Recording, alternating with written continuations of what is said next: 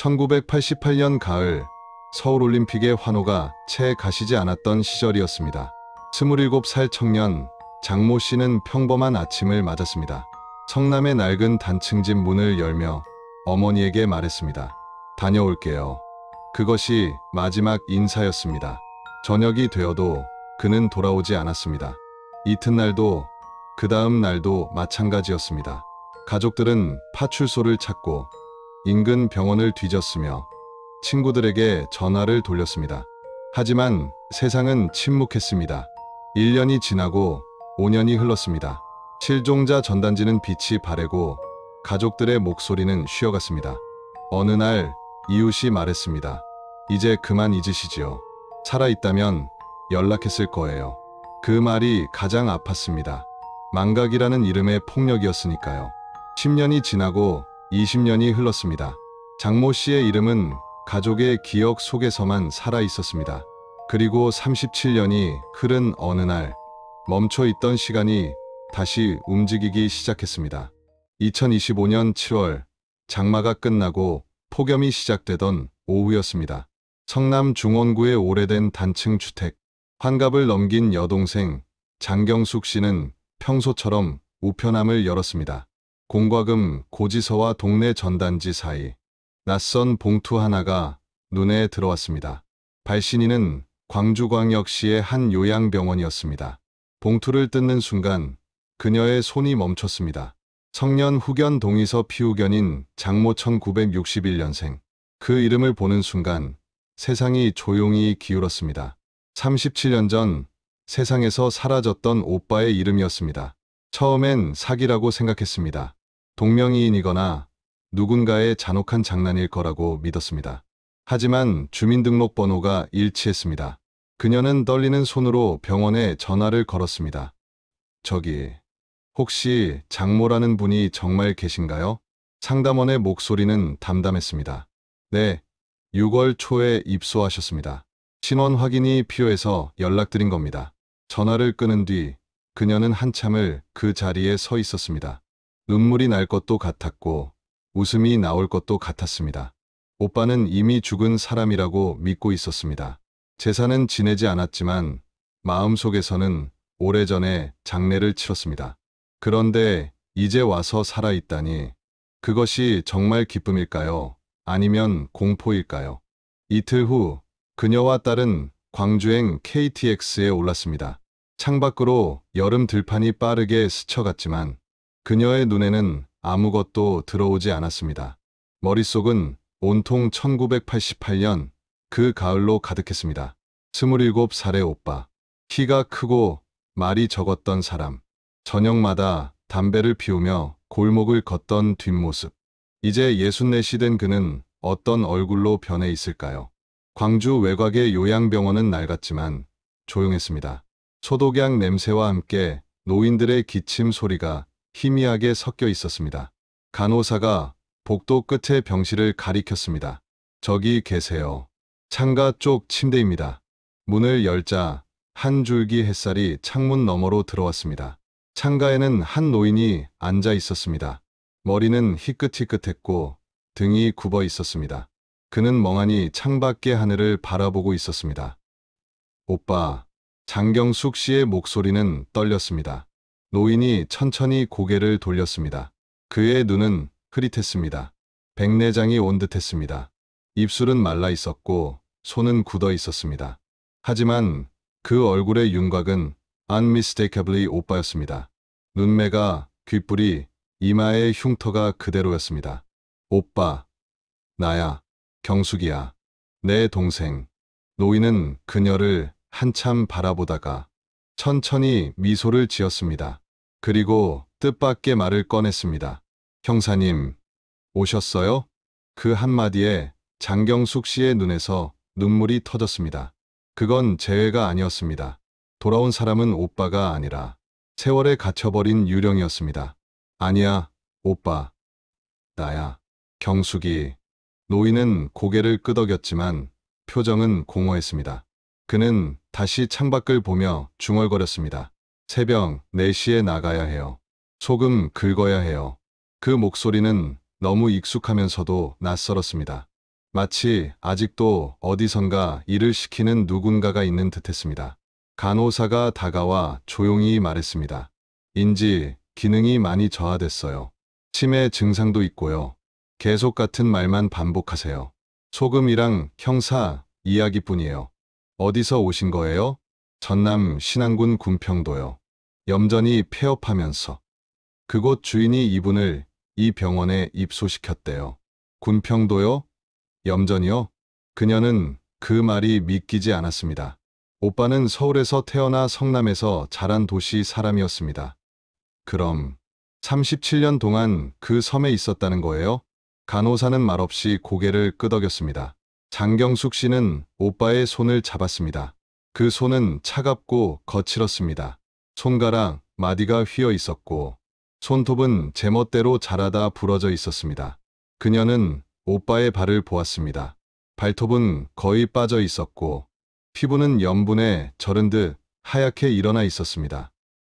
오빠, 거기서 무슨 일을 당한 거예요? 그는 대답하지 않았습니다. 그저 창밖을 보며 말했습니다. 오늘은 날씨가 좋네요. 소금 많이 나올 거예요. 그날 밤 호텔방에서 그녀는 잠을 이루지 못했습니다. 37년을 기다렸습니다. 돌아오기를, 살아있기를, 단 한 번만 더 보기를 기도했었습니다. 하지만 이제 돌아온 오빠는 더 이상 오빠가 아니었습니다. 그는 군평도의 시간 속에 갇혀 있었습니다.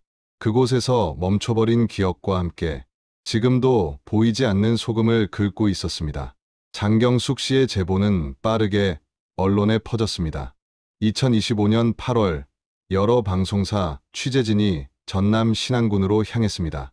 목포에서 다시 차로 2시간, 그리고 작은 여객선을 타고 1시간을 더 들어가야 닿는 곳. 그곳이 군평도였습니다. 배가 섬에 가까워지자 바람이 달라졌습니다. 짠 냄새가 공기를 가득 채웠고 소금기를 머금은 바람이 얼굴을 때렸습니다. 갈매기들이 배를 따라왔지만 사람의 흔적은 보이지 않았습니다. 선착장에 내리니 오후 2시였지만 섬은 고요했습니다. 인구 150명. 대부분이 70대 이상이었습니다. 젊은이들은 이미 육지로 떠났고 남은 건 빈집과 녹슨 배뿐이었지요. 염전 가시려고요? 저 언덕 너머예요. 근데 문 닫은 지 오래됐어요. 선착장의 구멍가게 주인 할머니가 말했습니다. 그녀는 70대 후반으로 보였습니다. 그 사람, 장 씨라고 했나요? 아, 알아요. 말 없던 사람이었죠. 30년은 봤을 거예요. 기자가 물었습니다. 어떤 사람이었나요? 할머니는 잠시 생각하다가 말했습니다. 그냥 일만 했어요. 아침부터 저녁까지. 가끔 장 보러 내려왔는데 눈을 잘 못 마주치더라고요. 혹시 이상한 점은 없었나요? 강제로 일을 시킨다거나. 할머니는 고개를 저었습니다. 그건 잘 모르겠어요. 다들 먹고 살기 바빴으니까요. 취재진은 언덕길을 올랐습니다. 비포장도로 양옆으로 억새풀이 자라고 있었습니다. 여름 햇볕은 뜨거웠지만 바람은 묘하게 서늘했습니다. 20분쯤 걸었을 때 시야가 트였습니다. 넓은 평지 위에 하얀 소금밭이 펼쳐져 있었습니다. 아니, 펼쳐져 있던 자리였습니다. 지금은 잡초가 자라고 염전의 구획만 희미하게 남아 있었습니다. 한가운데 낡은 판잣집이 서 있었고 그 옆에 작은 창고가 붙어 있었습니다. 발을 내딛자 땅이 딱딱했습니다. 소금기가 스며든 땅이었습니다. 밟으면 하얗게 가루가 일었지요. 37년 동안 소금을 생산하던 곳. 그 소금 위에서 한 사람의 인생이 녹아내렸습니다. 판잣집 문은 반쯤 열려 있었습니다. 곰팡이 냄새가 진하게 풍겼습니다. 좁은 방 하나, 낡은 이불, 플라스틱 옷장 하나. 그게 전부였습니다. 카메라 감독이 구석을 비췄습니다. 작은 라디오 하나가 보였습니다. 1990년대형 구형 라디오. 건전지는 녹슬어 있었습니다. 여기서 37년을 산 걸까요? 기자의 목소리가 떨렸습니다. 창고로 갔습니다. 문은 잠겨 있지 않았습니다. 열자마자 햇빛이 먼지를 비췄습니다.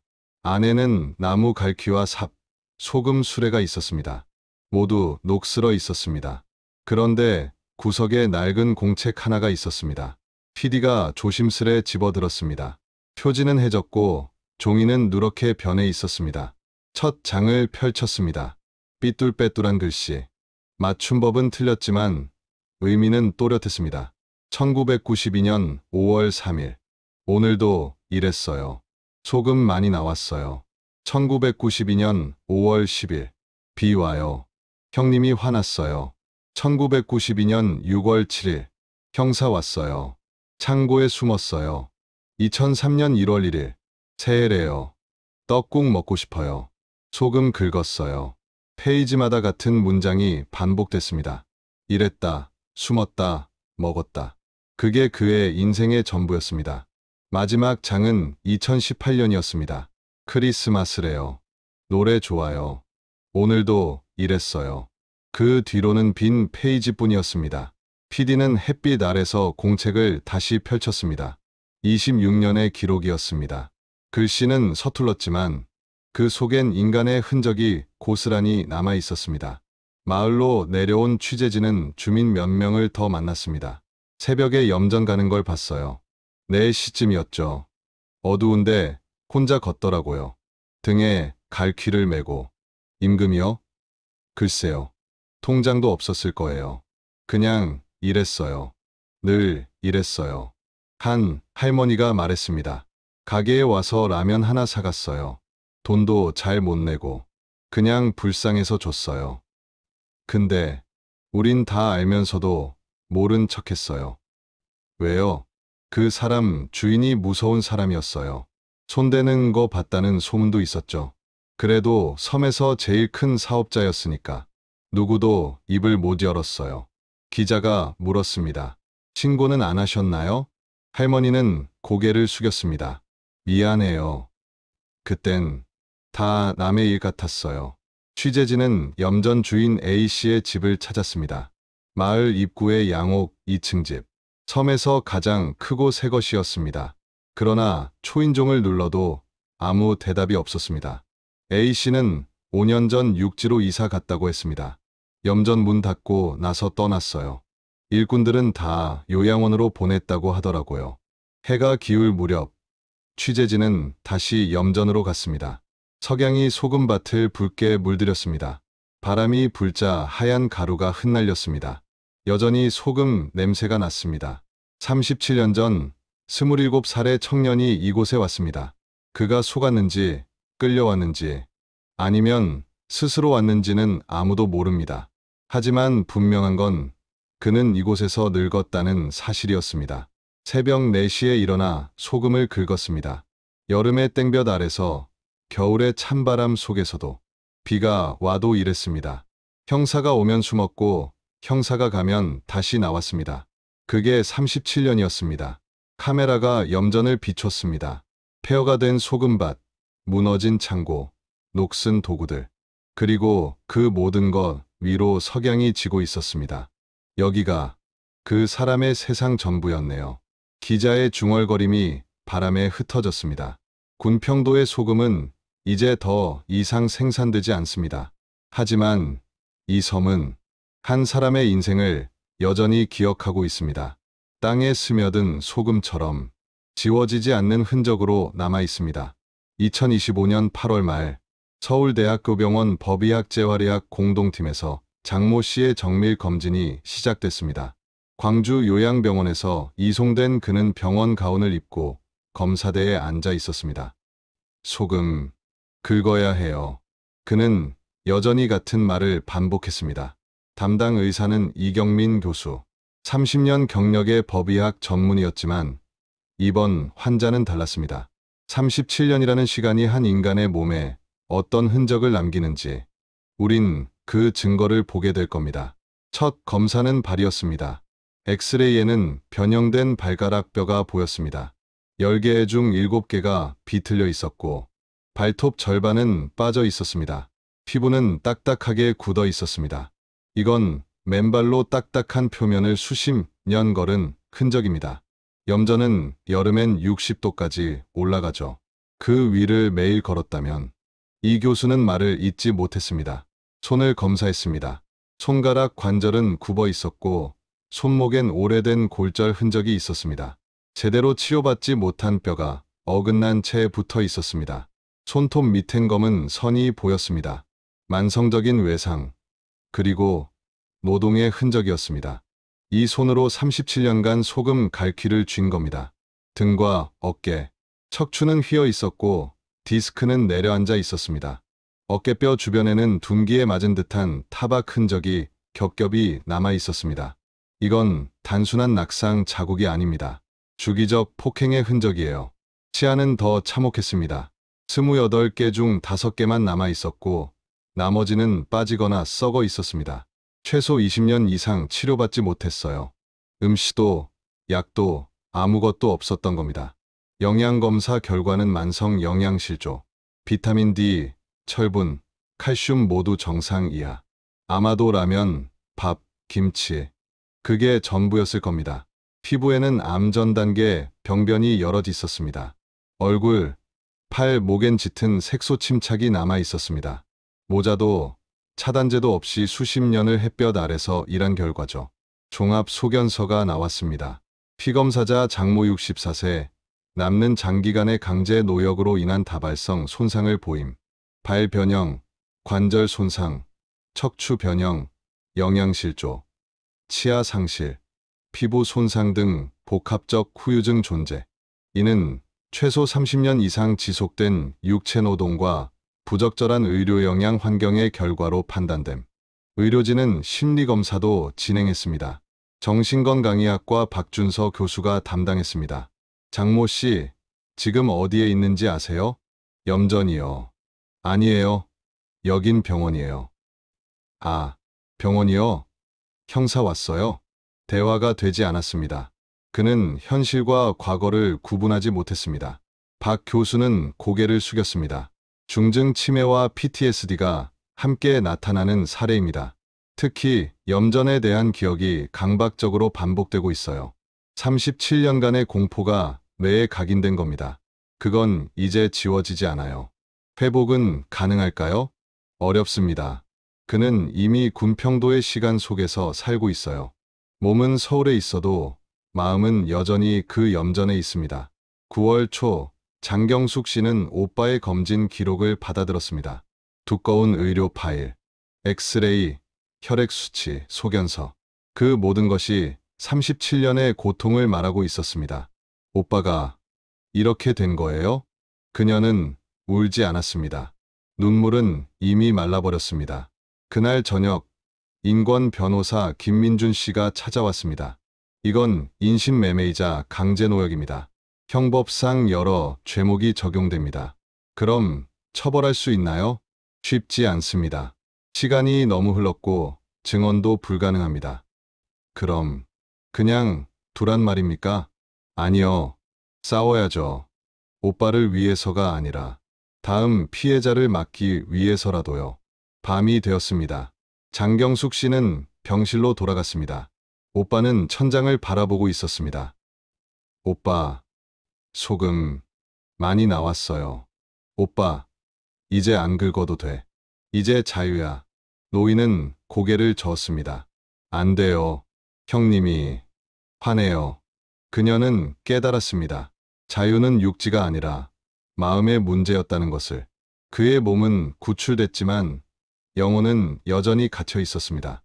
37년의 감옥은 염전이 아니라 그의 기억 속에 있었습니다. 그건 생존이 아니었습니다. 살았다는 말로는 닿지 않는 시간의 흔적이었습니다. 그는 살아 있었지만 이미 죽어 있었습니다. 창밖으로 서울의 불빛이 반짝였습니다.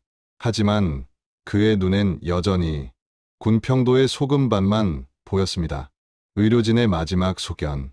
그는 회복 불가능한 상태입니다. 37년의 트라우마는 그를 완전히 바꿔놓았습니다. 그는 이제 영원히 군평도의 시간 속에 머무를 것입니다. 복원된 진실은 잔인했습니다. 한 인간이 어떻게 사라지고 어떻게 사물로 바뀌는지 그 모든 기록이 차가운 의료 문서 속에 남아 있었습니다. 2025년 9월 5일 전남지방검찰청 목포지청 검사 이수진은 낡은 파일처를 책상 위에 올려놓았습니다. 장모 씨 사건의 기소장을 쓰기 위해서였습니다. 혐의는 분명했습니다. 근로기준법 위반, 폭행, 감금, 인신매매. 그의 몸이 모든 것을 증명하고 있었습니다. 하지만 문제는 시간이었습니다. 공소시효가 거의 다 지났습니다. 수사팀장의 말에 이 검사는 침묵했습니다. 폭행은 7년, 감금은 10년. 37년 전의 범죄는 이미 법의 그림자 밖에 있었습니다. 남은 것은 최근 5년치의 임금 미지급뿐이었습니다. 피해자 진술은 불가능합니다. 인지 능력이 상실됐습니다. 목격자는 소문만 들었다는 주민 몇 명뿐입니다. 증거로는 힘듭니다. 물적 증거는 염전 노트 한 권이 전부입니다. 이 검사는 한 장 한 장을 넘기며 속으로 중얼거렸습니다. 37년의 범죄가 종이 몇 장으로 끝나겠구나. 9월 15일 피의자 A씨가 소환됐습니다. 회색 양복에 반듯한 구두, 그리고 무표정. 그 옆엔 변호사가 앉아 있었습니다. 1988년에 장모 씨를 어떻게 데려왔습니까? 강제로 데려온 게 아닙니다. 본인이 원했어요. 37년 동안 왜 돌아가지 않았습니까? 나가려면 나갈 수 있었죠. 제가 막은 적 없습니다. 임금은 지급했습니까? A씨는 눈을 피했습니다. 변호사가 대신 답했습니다. 숙식 제공이 현물급여에 해당합니다. 당시 시골은 다 그랬습니다. 이 검사는 한 장의 문서를 꺼냈습니다. 2004년에도 같은 혐의로 벌금 200만 원을 받으셨죠? A씨의 얼굴이 일그러졌습니다. 그건 오래된 일입니다. 이번엔 다릅니다. 장모 씨는 제가 돌본 겁니다. 아무도 거두지 않을 사람을 37년 동안 먹여 살렸어요. 그의 말은 끝까지 담담했습니다. 8시간의 조사가 끝났을 때 이 검사는 서류를 덮으며 말했다. 이 사람에게 죄의식은 없군요. 그에게 37년은 범죄가 아니라 자랑이었어. 9월 20일 기소장이 작성됐습니다. 근로기준법 위반, 폭행, 감금. 그러나 37년의 기록 중 법이 인정한 시간은 단 5년이었습니다. 10월 10일 첫 공판. 법정엔 싸늘한 공기가 감돌았습니다. 피고인, 공소 사실을 인정합니까? 인정하지 않습니다. 검사가 의료 기록과 염전 노트를 제시했습니다. 발가락이 7개 변형됐습니다. 손가락은 굽어 펴지지 않습니다. 변호인은 고개를 저었습니다. 노화일 수도 있습니다. 인과관계는 입증되지 않았습니다. 염전 노트에는 형사 오면 숨는다고 적혀 있습니다. 인지 능력이 낮은 피해자의 혼잣말일 수도 있죠. 2023년 목격자 진술이 있습니다. 그는 70대입니다. 기억이 흐릿합니다. 증거가 무너질 때마다 법정 안의 공기가 식어갔습니다. 검사는 싸웠지만 법은 냉정했고 논리는 감정보다 강했습니다. 휴정 후 장경숙 씨가 증인석에 섰습니다. 오빠는 1988년에 사라졌어요. 그리고 37년 만에 이런 모습으로 돌아왔습니다. 이게 정상입니까? 판사가 물었습니다.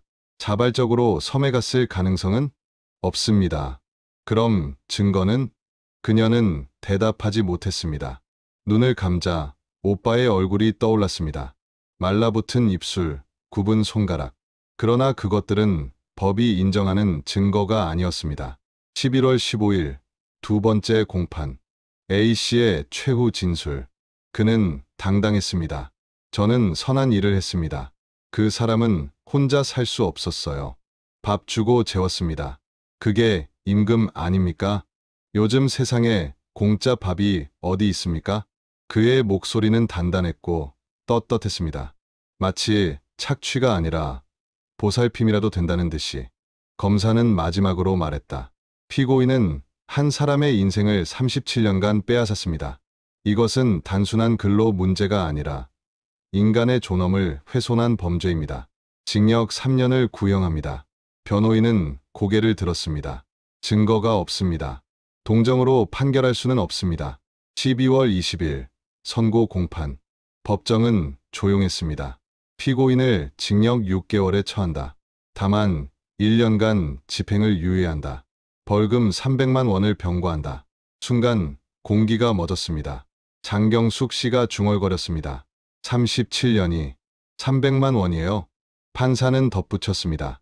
피해자가 자발적으로 남았을 가능성을 배제할 수 없습니다. 피고인이 숙식을 제공한 점을 참작했습니다. 법정 문이 닫히자 A씨는 미소를 지었습니다. 기자가 물었습니다. 판결에 만족하십니까? 그럼요. 정의가 승리했죠. 그는 똑바로 걸어 나갔습니다. 복도 한쪽, 장경숙 씨는 조용히 벽에 기대 있었습니다. 변호사가 물었습니다. 항소하시겠습니까? 해서 뭐가 달라질까요? 그녀의 목소리는 이미 기운이 없었습니다. 그날 밤 한 법률 전문가는 뉴스에서 말했습니다. 법은 감정이 아니라 증거로 말합니다. 문제는 가난하고 약한 사람들의 고통은 대부분 증거로 남지 않는다는 겁니다. 판결문 마지막 줄에는 이렇게 적혀 있었습니다. 피해자 장모의 인생이 37년간 멈춰 있었음은 안타깝지만 법은 동정으로 판결할 수 없다. 법은 증거를 요구했습니다. 그러나 그에게 남은 것은 증거가 아니라 흔적뿐이었습니다. 부러진 발가락, 비틀린 손가락, 빠진 치아. 그것들은 노화일 수도 있었고 습관일 수도 있었습니다. 그렇게 37년의 고통은 법의 언어로 희석되었습니다. 요양병원의 방 한켠. 장모 씨는 여전히 말했습니다. 형사, 왔어요? 그는 아직도 1988년의 새벽을 살고 있었습니다. 세상은 2025년을 살았지만 그의 시간은 그곳에 멈춰 있었습니다. 법과 이름 사이, 그 좁은 틈으로 한 사람의 인생이 떨어졌습니다. 그리고 아무도 그를 다시 꺼내지 못했습니다. 2025년 10월 어느 오후, 광주의 요양병원 3층. 가을 햇살이 복도를 타고 흘러들었습니다. 창밖의 단풍은 불타고 있었지만 병실 안은 고요했습니다. 장경숙 씨는 사과와 귤이 담긴 바구니를 들고 문을 열었습니다. 오빠, 나왔어. 창가에 앉은 장모 씨는 아무 대답이 없었습니다. 그의 시선은 언제나처럼 창밖 어딘가에 머물러 있었습니다. 오늘 날씨 좋지? 과일 좀 먹어. 사과를 깎으며 그녀는 속으로 빌었습니다. 어머니가 깎아주시던 그 사과 맛을 혹시라도 기억해낼까 해서였습니다. 자, 오빠, 입 벌려봐. 사과 한 조각을 넣자 그는 천천히 씹었습니다. 표정도 온기도 아무 변화가 없었습니다. 한참이 흘렀습니다. 그때 장모 씨가 갑자기 입을 열었습니다. 군평도 가고 싶어요. 손에 쥔 사과칼이 멈췄습니다. 뭐라고? 군평도 돌아가고 싶어요. 그의 목소리는 또렷했습니다. 평소보다 훨씬 명료하고 살아 있었습니다. 오빠, 거긴 내 집이 아니야. 거긴 37년 동안 갇혀있던 곳이잖아. 아니에요. 그는 고개를 저었습니다. 거기가 좋아요. 내 방 있어요. 창고 옆에. 그건 방이 아니었어. 판잣집이었어. 내 물건 있어요. 라디오하고 이불. 그의 눈동자에는 오히려 안도가 깃들어 있었습니다. 지옥이 아니라 집으로 돌아가고 싶다는 눈빛이었습니다. 장경숙 씨는 복도로 뛰쳐나왔습니다. 벽에 기대어 주저앉자 눈물이 터졌습니다. 우리 오빠가 거기로 돌아가고 싶대요. 간호사는 조용히 고개를 끄덕였습니다. 며칠 전부터 그러셨어요. 군평도 가고 싶다고. 어떻게 그럴 수 있어요? 37년 동안 고문당하던 곳인데. 간호사의 목소리는 잔잔했습니다. 트라우마는 그렇게 작동합니다. 너무 오래 있으면 고통도 익숙해집니다. 그 익숙함이 결국 안심이 돼버리는 거예요. 그날 밤 장경숙 씨는 정신건강의학과 박준서 교수를 찾아갔습니다. 교수님, 오빠가 군평도로 돌아가고 싶다고 해요. 박 교수는 잠시 생각하다가 말했습니다. 예상했던 반응입니다. 그게 어떻게 예상이 돼요? 그곳은 감옥이었어요. 그렇지만 37년입니다. 그의 뇌는 이미 군평도의 리듬에 맞춰 살아왔어요. 새벽 4시에 일어나고 소금을 긁고 형사를 피하는 것. 그게 일상이었죠. 그에게 자유는 낯선 환경이에요. 하지만 여긴 안전해요. 그게 문제입니다. 박 교수는 조용히 말을 이었습니다. 제2차 세계대전 후에도 일부 수용소 생존자들이 다시 수용소로 돌아가려 했습니다. 왜일까요? 그곳만이 살아남는 방법을 알고 있는 장소였기 때문입니다. 그럼 우리는 오빠를 구한 게 아닌가요? 몸은 구했지만 마음은 아직 그곳에 있습니다. 며칠 뒤 딸 민지가 병실을 찾았습니다. 외삼촌, 저 민지예요. 기억 안 나시죠? 장모 씨는 잠시 바라보다가 말했습니다. 소금, 같이 긁을래요? 민지는 울음을 삼켰습니다. 외삼촌, 여긴 병원이에요. 염전 아니에요. 아, 그래요. 근데 거기 가고 싶어요. 내 집이거든요. 그의 목소리는 확고했습니다. 37년의 시간이 그의 정체성을 바꿔버린 것이었습니다. 밤이 되자 그는 간호사에게 물었습니다. 형사, 안 와요? 안 와요. 그럼 군평도 가도 돼요? 간호사는 조용히 약을 건넸습니다. 그는 눈을 감으며 속삭였습니다. 소금 냄새, 좋아요. 바람 소리, 좋아요.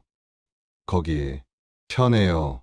복도에서 이 장면을 본 장경숙 씨는 눈을 감았습니다. 간호사가 조용히 다가와 노트를 건넸습니다.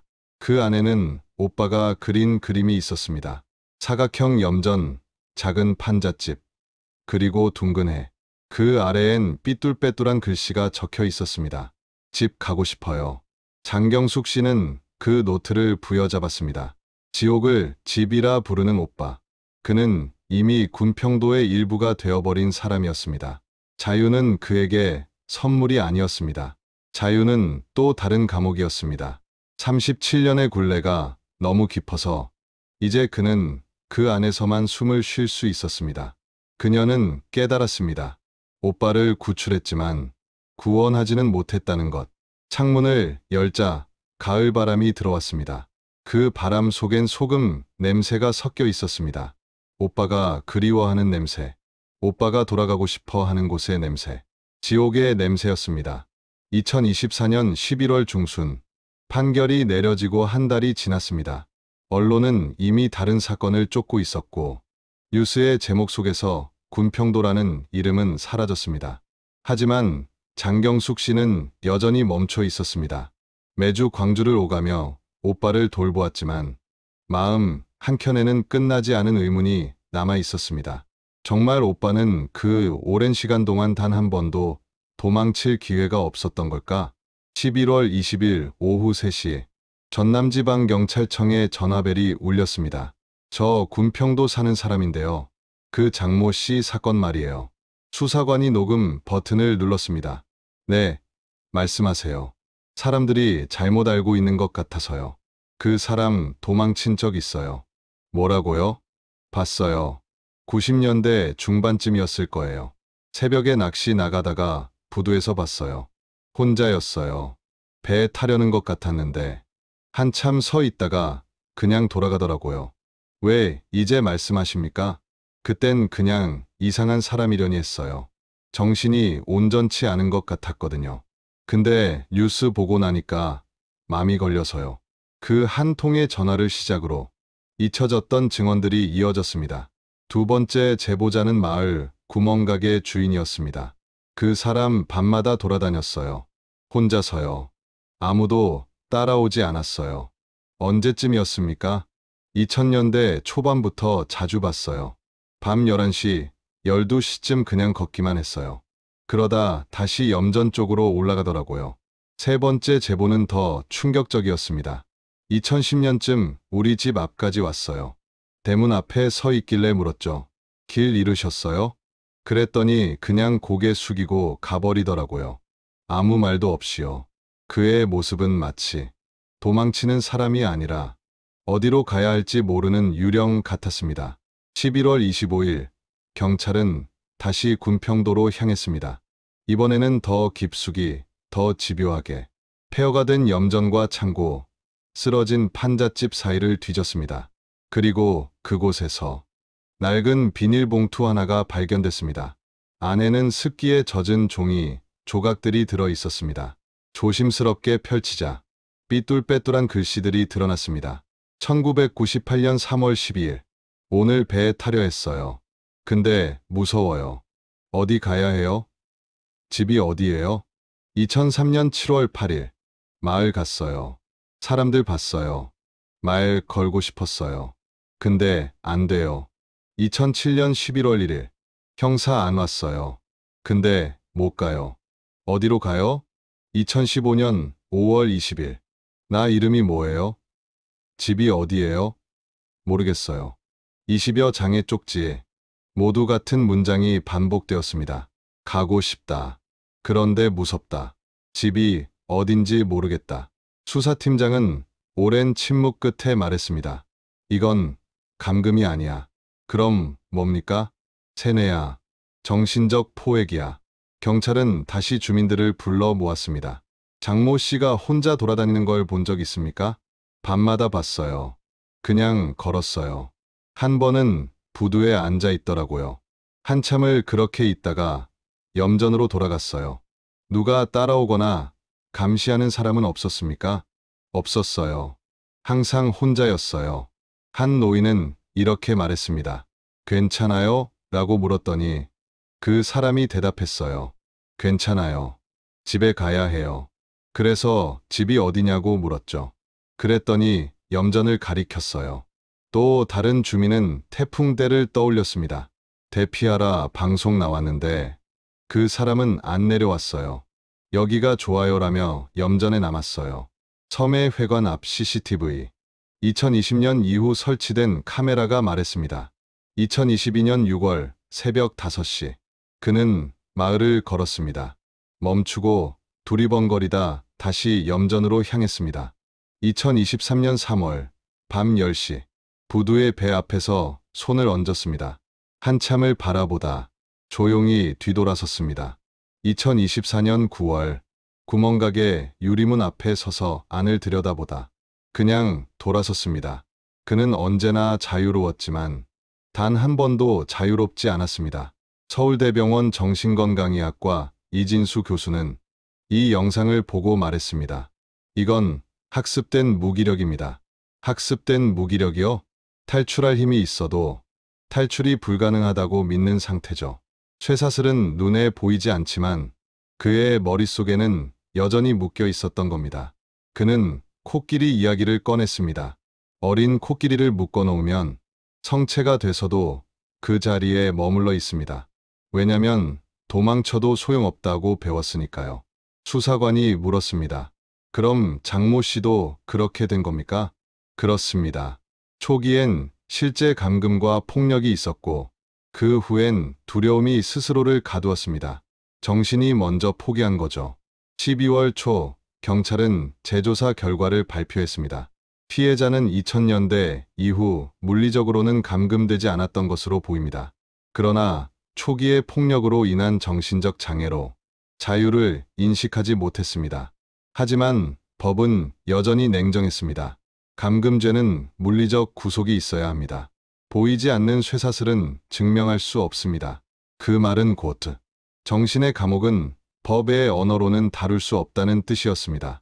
그날 밤 장경숙 씨는 오빠의 병실을 찾았습니다. 오빠, 왜 안 도망쳤어? 배도 있었잖아. 마을에도 내려갔잖아. 왜 안 갔어? 그는 창밖을 보며 조용히 말했습니다. 어디로 가요? 집이 어디예요? 성남이 집이었잖아. 엄마랑 나랑 같이 살던 곳. 모르겠어요. 형사 무서워요. 형사가 왜 무서워? 잡아가요. 나 나쁜 짓 했다고 잡아가요. 그 순간 장경숙 씨는 모든 걸 이해했습니다. A씨가 37년 동안 주입한 거짓말. 넌 도망자야. 형사는 널 잡으러 와. 그 말이 오빠의 세상을 가두고 있었던 것입니다. 문은 열려 있었지만 그는 나갈 수 없었습니다. 쇠사슬은 녹슬어 떨어졌지만 두려움은 여전히 남아 있었습니다.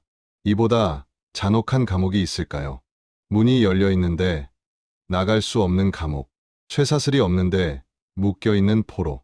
구출되었지만 여전히 갇혀있는 영혼. 12월의 군평도는 고요했습니다. 바람이 불고 파도가 울었습니다. 폐허가 된 염전은 여전히 그 자리에 있었습니다. 하지만 이제 그곳은 단순한 범죄 현장이 아니었습니다. 그곳은 한 인간의 정신이 천천히 부서진 자리, 기억이 사라지고 이름이 지워진 자리였습니다. 재조사는 끝났습니다. 그러나 답은 나오지 않았습니다. 누구의 잘못일까요? 그리고 이 감옥을 법은 어떻게 증명할 수 있을까요? 2025년 10월 말, 가을이 깊어졌습니다. 광주의 요양병원 창밖으로 낙엽이 흩날렸습니다. 창가에 앉은 장모 씨는 그 낙엽을 바라보고 있었습니다. 하지만 그의 눈빛은 점점 더 흐려지고 있었습니다. 오빠, 단풍 예쁘지? 장경숙 씨가 조용히 말했습니다. 그는 고개를 돌렸습니다. 여동생을 보았습니다. 하지만 표정은 낯설었습니다. 형사 왔어요? 익숙한 질문이었습니다. 매번 같은 질문이었습니다. 아니야, 오빠. 나 경숙이야. 동생. 아, 네. 그는 대답했지만 이해하지 못하는 눈이었습니다. 5초 후 또 물었습니다. 형사 왔어요? 며칠 뒤 담당 의사 박준서 교수가 가족 상담을 요청했습니다. 치매가 급격히 진행되고 있습니다. 지난 2달 동안인지 기능이 급격히 떨어졌어요. 얼마나 심각합니까? 중증입니다. 이제 단기 기억은 거의 작동하지 않습니다. 5분 전 일도 기억하지 못합니다. 장기 기억은요? 박 교수는 차트를 펼쳤습니다. 그것도 사라지고 있습니다. 가족, 이름, 과거 전부 흐려지고 있어요. 하지만 그는 잠시 말을 멈췄습니다. 군평도만은 남아 있습니다. 이상하게도 그 기억만 더 선명해지고 있습니다. 장경숙 씨는 차트를 내려다보았습니다. 2025년 8월 15점, 30점 만점, 9월 11점, 10월 6점, 6점이면 거의 마지막 단계로 가고 있습니다. 11월 초, 어느 아침 간호사가 병실 문을 열었습니다. 장모 씨가 침대에서 몸을 일으키려 하고 있었습니다. 어디 가세요? 소금 긁어야 해요. 4시예요. 시계를 보니 오전 7시였습니다. 아직 시간 안 됐어요. 좀 더 쉬세요. 안 돼요. 늦으면 형님이 화내요. 그는 계속 일어나려 했습니다. 간호사가 부축하자 장모 씨는 복도를 걷기 시작했습니다. 앞으로, 뒤로, 다시 앞으로. 마치 염전의 좁은 길을 오가듯이. 소금 많이 나왔어요. 오늘은 날씨가 좋아요. 그는 보이지 않는 갈퀴를 쥐었습니다. 허공을 긁었습니다. 몸을 숙여 보이지 않는 소금을 모았습니다. 다른 환자들이 그 모습을 지켜봤습니다. 간호사들도 보았습니다. 하지만 아무도 말리지 않았습니다. 말려도 의미가 없었으니까요. 20분 후 그는 지쳐 멈췄습니다. 간호사가 부축해 침대로 돌아왔습니다. 오늘 일 많이 했어요. 그는 만족스러운 얼굴로 잠들었습니다. 11월 중순, 장경숙 씨가 가족사진 몇 장을 가져왔습니다. 어린 시절 사진, 학창 시절 사진, 가족이 함께한 사진들이었습니다. 오빠, 이거 봐. 우리야. 어렸을 때. 사진 속에는 10살쯤 된 소년과 7살쯤 된 소녀가 웃고 있었습니다. 장모 씨는 사진을 한참 들여다보았습니다. 누구예요? 우리야. 나하고 오빠. 모르겠어요. 장경숙 씨는 다른 사진을 꺼냈습니다. 어머니와 함께 찍은 사진이었습니다. 이분은? 우리 엄마야. 그는 사진을 손끝으로 더듬었습니다. 엄마. 눈빛이 잠시 흔들렸습니다. 기억의 파편이 스쳤습니다. 하지만 곧 사라졌습니다. 소금 긁어야 해요. 그는 사진을 내려놓고 창밖을 보았습니다. 11월 말. 상태는 더 나빠졌습니다. 이제 밥 먹는 법도 잊었습니다. 간호사가 떠먹여주지 않으면 먹지 않았습니다. 화장실 가는 것도 잊었습니다. 기저귀를 착용해야 했습니다. 말도 줄었습니다. 하루 종일 침묵하다가 가끔 중얼거렸습니다. 소금, 형사, 4시, 단어만 남았습니다. 문장은 사라졌습니다. 어느 날 장경숙 씨가 손을 잡았습니다. 오빠, 나야. 동생. 그는 천천히 고개를 들었습니다. 입술이 움직였습니다. 응, 경숙이야. 하지만 그 다음 단어는 달랐습니다. 찰, 경찰. 그는 여전히 형사를 기다리고 있었습니다.